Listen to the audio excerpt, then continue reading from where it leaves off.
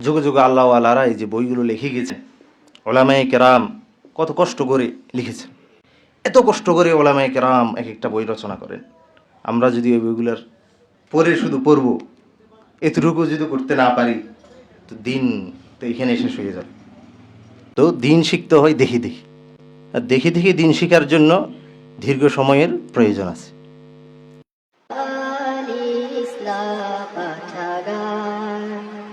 দিনই মজলিসে আসার পরে যে আগ্রহ, দিনের প্রতি যে ভালো লাগা, এটা তো বাইরে যাওয়ার পরে থাকে না, সাহাবায়ে কেরামের মধ্যেও হয়েছে। এই জন্য আমরা যদি প্রতিদিন অল্প অল্প অল্প অল্প আমার দৈনন্দিন একটা ওয়াজিফার মতো একটা কাজের রুটিন থাকলো যে আমি প্রতিদিন অমুক সময়ে 10 মিনিট 20 মিনিট যার যতটুকু সময় হয় পড়ব। আমি মাওলানা আবুল বাশার মোহাম্মদ সাইফুল ইসলাম দামাত বারকাতুহুম এই বিষয়ে একটা 2-4 মিনিটের একটা বক্তব্য আছে, যেটা আল ইসলার থেকেও এটা আপডেট করা হয়েছে। যে উনি দেখিয়েছেন যে আমি যদি প্রতিদিন 10 পৃষ্ঠা করে পড়ি, আমার মাসে কত পৃষ্ঠা হয়? 300 পৃষ্ঠা। তো 300 পৃষ্ঠার একটা বই অনেক বড় একটা বই হয়ে যায়। 100 পৃষ্ঠার বই যদি হয় তাহলে 3টা বই পড়া হবে।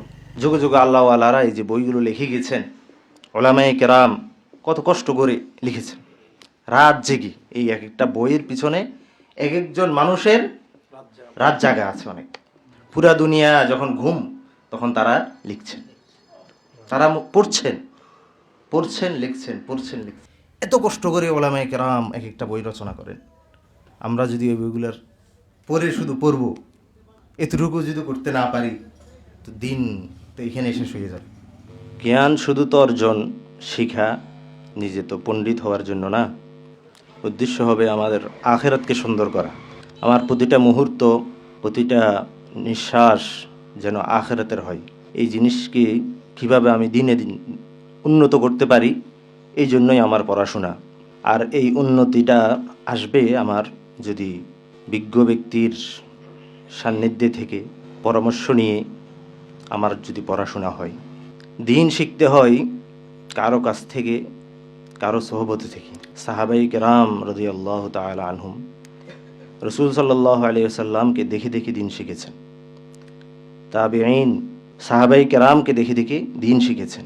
তো দিন শিখতে হয় দেখি দেখি, আর দেখি দেখি দিন শিখার জন্য দীর্ঘ সময়ের প্রয়োজন আছে। বই পড়ব, নিজের যেই দিনই আবেগ তাকে জাগ্রত রাখব, সাথে সাথে কিছু সময় আমাদের হযরতের কাছে এসে আমরা সময় দেব। দিনের প্রত্যেকটা ক্ষেত্রে এভাবে শিখতে হয়, না হয় পরিপূর্ণ দিনের বুঝ আসে না। কখন কাকে আল্লাহ তাআলা ডাক দেন এটা আমরা কেউ জানি না। এই জন্য ডাক আসার পূর্বেই আমি লাব্বাইকের সাড়া দেওয়ার জন্য প্রস্তুত হয়ে যাই।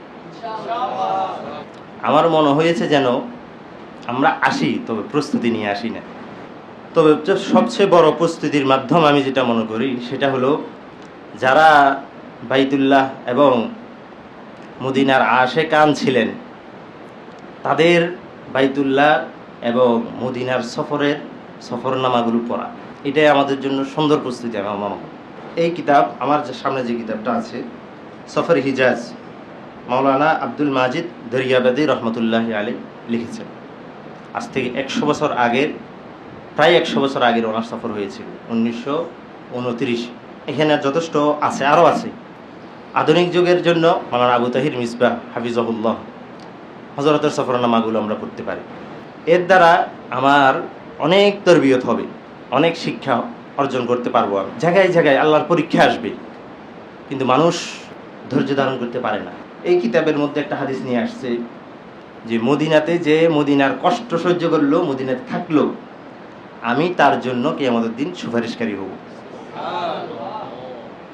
যে ব্যক্তি মদিনাতে মারা গেল তার জন্য আমি সুপারিশকারী হব। তখন তার কাছে তো সব সহজ হয়ে যাবে, রাসূলের মদিনায় আছি আমি, আমার কোনো শেকায়ত থাকবে না, আমার কোনো অভিযোগ থাকবে না।